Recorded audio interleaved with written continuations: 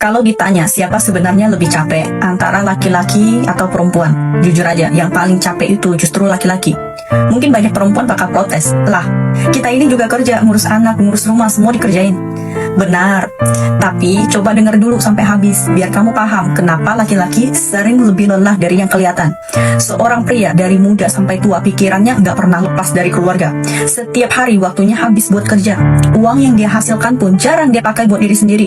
Semuanya buat istri, anak, dan rumah. Yang tersisa cuma kerutan di wajah dan tubuh yang makin lama makin lelah. Kenapa banyak yang bilang pernikahan itu kayak kuburan kehidupan? Karena bagi laki-laki, gimana pun dia tetap salah di mata orang. Kalau wajahnya terlalu ganteng, dibilang genit. Kalau kurang menarik, dianggap nggak laku. Kalau gajinya pas-pasan, dibilang nggak becus. Kalau gajinya besar, malah dicurigai punya mainan lain di luar rumah. Akhirnya dia bingung, hidup ini harus dijalani seperti apa. Waktu muda, dia berjuang buat istri dan anak. Udah tua, masih harus mikirin masa depan anak-anaknya. Kayak hidupnya cuma buat orang lain, bukan buat dirinya sendiri. Coba lihat kenyataan. Kalau keluarga hidupnya susah, yang disalahin siapa? Bukan istrinya, tapi suaminya. Kurang usaha, nggak punya kemampuan, nggak tanggung jawab. Padahal dia mungkin udah jungkir balik tiap hari. Kalau seorang wanita ninggalin suaminya yang miskin, orang bakal bilang itu wajar. Tapi kalau laki-laki miskin pengen mempertahankan istrinya, orang bakal nanya, emang kamu siapa? Giliran dia sukses, punya uang, dan pengen bahagia lagi, langsung dibilang nggak setia.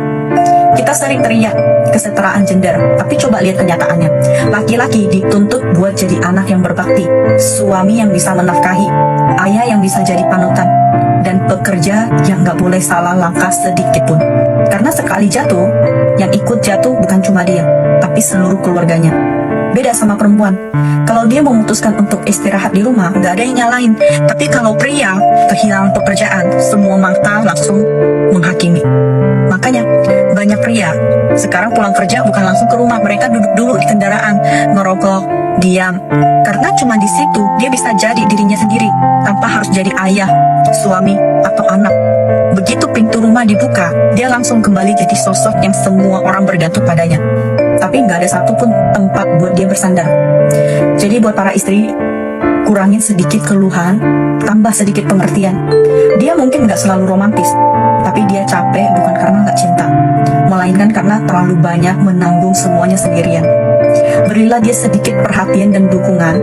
Jangan sampai orang yang diam-diam berjuang untuk kamu akhirnya mati rasa dan berhenti peduli.